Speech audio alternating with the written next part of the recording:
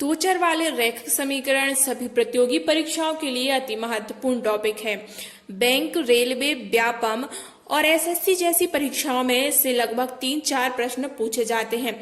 यह बहुत ही आसान टॉपिक है और इसे बहुत ही जल्दी समझा जा सकता है। नमस्कार दोस्तों, online study and latest news में आपका एक बार फिर से बहुत बहुत स्वागत है। यहाँ आपको मिलेगी गवर्नमेंट जॉब की लेटेस्ट जानकारी के साथ साथ उनकी तैयारी के लिए फ्री स्टडी मटेरियल। आप हमारे टेलीग्राम ग्रुप से भी जुड़ सकते हैं, लिंक डिस्क्रिप्शन में आपको मिल जाएगा। मित्रों, इस वीडियो के अंतर्गत हम पढ़ने वाले हैं दो चर वाले रैखिक समीकरण। यह बीजगणित के अंतर्गत अलजेब्रा का एक टॉपिक है और ये बहुत ही महत्वपूर्ण है। बीजगणित की मैंने आपके लिए 2 वीडियोस डाली हैं बेसिक से। अगर आपने वो नहीं देखा है तो आप उनको भी दे सकते हैं हमारी प्लेलिस्ट में जाकर के। यहाँ पढ़ने वाले हैं, जब दो चर वाले रैखिक समीकरण होते हैं तो इनमें कुछ स्थितियां उत्पन्न होती हैं। यही स्थितियां हम आज पढ़ने वाले हैं।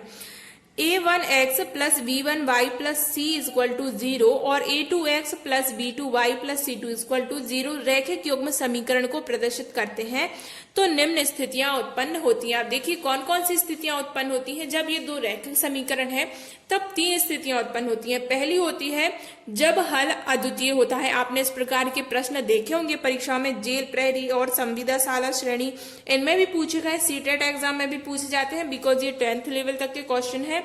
तो एसएससी एग्जाम और सब में भी पूछे जा गए हैं। देखिए, जब हल अद्वितीय होता है तो क्या शर्त होती है? जब हल अद्वितीय होता है तो आता है a1 upon a2 does not equal b1 upon b2। ठीक है, ये इनकी शर्त है। जब हल अद्वितीय होता है तो ये शर्त होती है। अब देखिए, शर्त यदि आपको समझ में नहीं आ रही तो अभी हम क्वेश्चन सॉल्व करेंगे, आपको एकदम क्लियर हो जाएगा। बस थोड़ा सा याद करना है कि a1 upon a2 does not equal to b1 upon b2। जब भी यह प्रश्न में आए कि हल अद्वितीय है तो किसी चीज का मान निकालना, तो ये शर्त लागू हो जाएगी। अगली शर्त आती है यदि समीकरण के अनेक हल होते हैं। यदि समीकरण के अनेक हल हैं तो शर्त हो जाती है a1 upon a2 equal to b1 upon b2 और equal to c1 upon c2। देखिए, अगर अनेक हल है तो ये तीनों क्या होंगे? बराबर हो जाएंगे। ठीक है, और एक अद्वितीय हल है तो ये दोनों बराबर नहीं होंगे, इनमें लड़ाई हो गई आपस में, तो ये बराबर नहीं हो रहे। और जब अनेक हल कर रहे हैं तो ये सभी आपस में समान हो गए। ओके, फिर आता है जब कोई हल नहीं है। कोई हल नहीं है तो इसकी भी शर्त होती है। जब कोई हल नहीं है तो इसकी शर्त हो जाएगी a1 upon a2 equal to b1 upon b2 does not equal to c1 upon c2। c1 upon c2। ठीक है, देखो, जब अद्वितीय हल था तो a1 और मतलब a और b में बिल्कुल नहीं बन रही थी क्योंकि एक ही था, तो इन दोनों में कुछ नहीं बन रही थी। तो a1 upon a2 does not equal to b1 upon b2।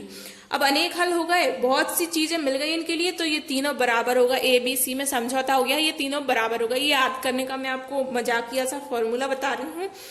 फिर यदि कोई हल नहीं है, कोई भी हल नहीं है, ठीक है ना, जब कोई हल नहीं है, कुछ बात है ही नहीं, तो a और b तो बराबर हो गया, पर c क्या हो गया? अलग चला गया कि जब कोई मतलब नहीं तो साथ में क्यों रहना, है ना। तो a और b तो बराबर है पर c डज नॉट इक्वल नहीं होगा इनके। ठीक है, तो ये हो गई इनकी शर्तें। चलिए हम कुछ प्रश्न लगाते हैं। उसके पहले आप इसका स्क्रीनशॉट ले लीजिए, अपनी कॉपी में नोट कर लीजिए ताकि आपको बार बार वीडियो में ना आना पड़े और आपको याद तो वैसे हो गया होगा। चलिए, हमारा पहला प्रश्न है 2x धन ky धन 4 बराबर 0। एक पहला रैखिक समीकरण। दूसरा दिया गया है 3x धन 5y धन 1 बराबर 0। रैखिक समीकरण है तो इसमें k का मान, k की वैल्यू आपको ज्ञात करनी है जब हल क्या है? अद्वितीय है। जब हल क्या है?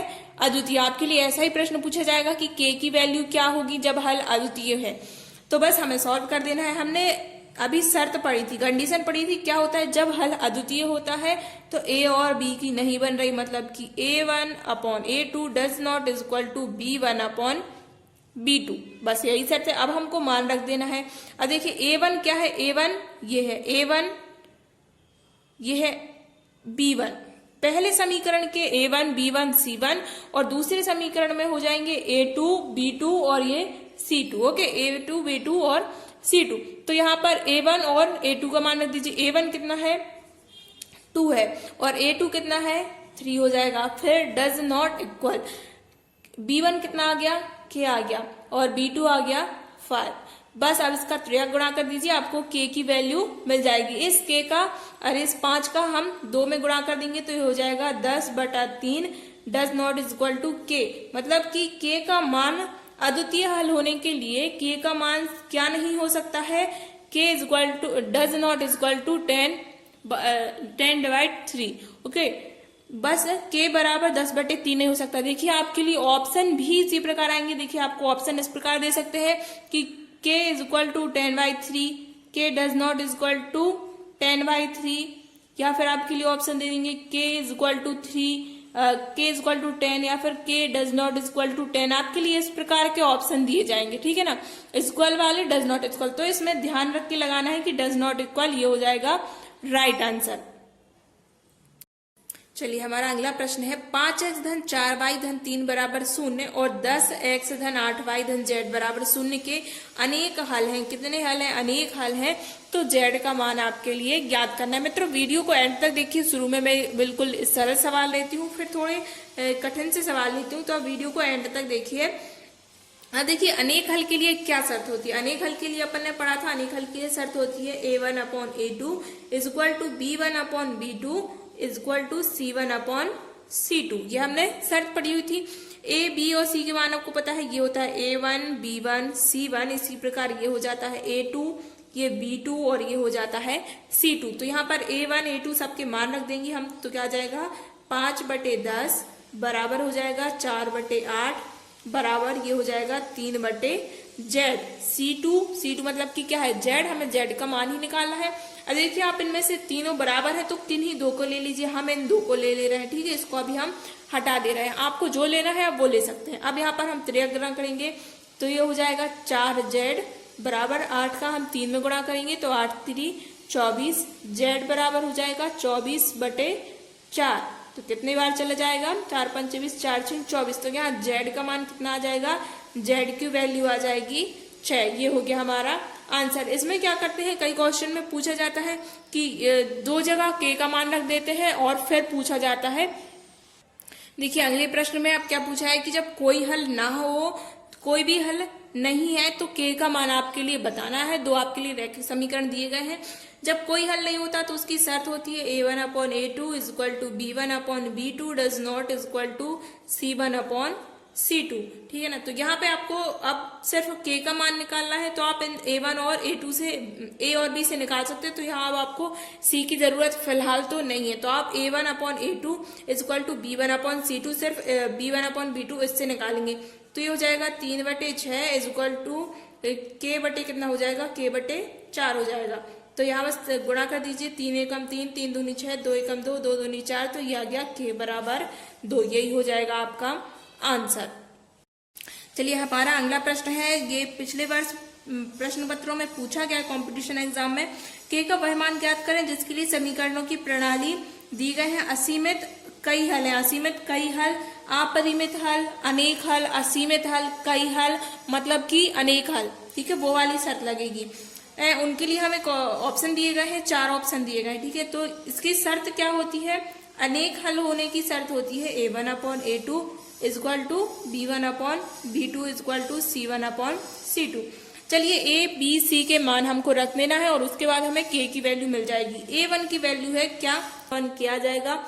a2 का मान कितना आ गया 21 बराबर b1 का मान हो जाएगा 3, b2 का मान है k/2 बराबर c1 का मान है 26 और c2 का मान है 71/k।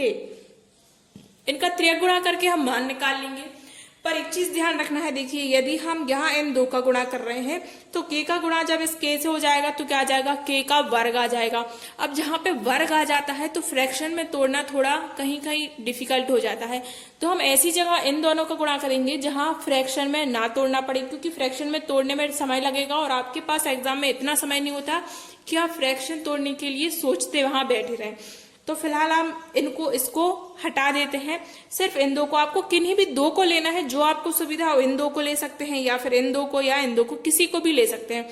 मैं यहाँ b और c की वैल्यू ले रही हूँ क्योंकि यहाँ आपस में गुणा करने पर कहीं भी स्क्वायर नहीं आएगा और मुझे फ्रैक्शन में नहीं तोड़ना पड़ेगा। चलिए तो गुणा करते हैं। 3 का गुणा हो जाएगा 71 धन k से, तो 71 से गुणा किया तो 3 एकम 3, 30 आते 21, तो 213 धन 3 k बराबर यहाँ पर आ जाएगा 26 के, और 26 दूनी हो जाएंगे, 26 दूनी 52, सॉरी प्लस लगाना था, 26 दूनी क्या आ गया 52 आ गया। ओके, बस अब हमें क्या करना है, पक्षांतर कर लेना। 52 को इस तरफ ले आएंगे और 3k को इस तरफ ले जाएंगे, तो 213 ऋण कितना हो जाएगा 52 बराबर 26 के ऋण 3k। अब इसको हम माइनस कर देंगे, तो 3 में से 2 गया तो बचा 1, और 21 में से 5 गया तो बचा अपना 16 बराबर 26 में से 3 गया तो बचा 23 के।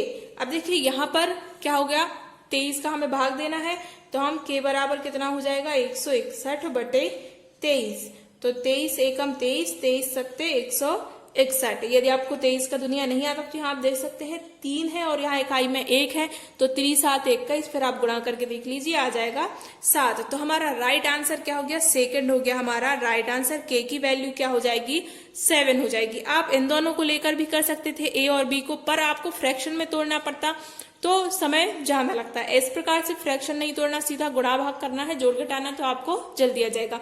मित्रों वीडियो पसंद आई हो तो इसे लाइक कीजिए और अपने दोस्तों के साथ शेयर कीजिए, और इस प्रकार की और वीडियोस के लिए चैनल को सब्सक्राइब कीजिए।